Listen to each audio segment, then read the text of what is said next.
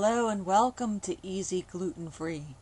Today I'll be showing our friends at favediets.com how to make crunchy golden fish and chips.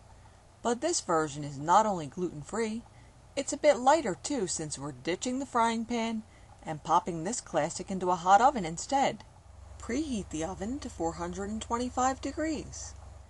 Now the fish will only need to bake for about 20 minutes, but the potatoes will need around a half an hour. So we'll start with them first.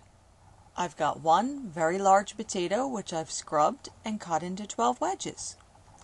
Now place that potato into a medium bowl with a tablespoon of olive oil, a healthy sprinkle of Old Bay seasoning, a little dried rosemary, some coarse sea salt, and a little bit of black pepper. Now just toss everything together to make sure that all the pieces are well coated.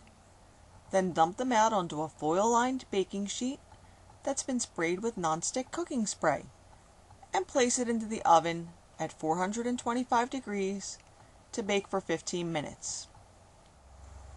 While that's baking, we get started with the fish. I have 6 ounces of tilapia cut into long strips and patted dry with paper towels. In a medium bowl, I have 1 egg, 2 tablespoons of milk, some Old Bay seasoning, a little paprika, some garlic powder, and salt and pepper to taste. I've simply lightly beaten everything together and set this bowl aside. In another bowl, I've combined 2/3 of a cup of gluten-free Bisquick and added all the same seasonings I added to the egg: garlic powder, Old Bay, paprika, and salt and pepper. Now dip the fish into the seasoned dry mixture to make sure that the egg will stick. Then dip it into the egg, then back into the dry mixture, at which point you could just set it aside on a plate, or you could choose to make a thicker coating and repeat the process by dipping it back into the egg mixture and the dry mixture again.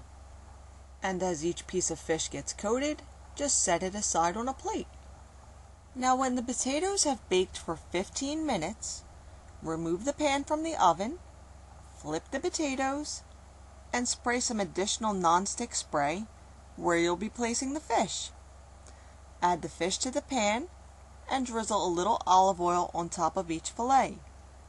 Return the pan to the oven and bake for 15 minutes. Then turn the fish over and bake for an additional 5 minutes. And now this dish is ready to plate. Now the amounts I gave you today are enough for a very large lunch for one.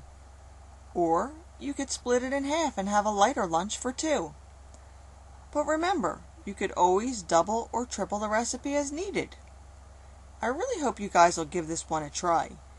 And if you'd like to see the recipe in print, you could always visit my blog.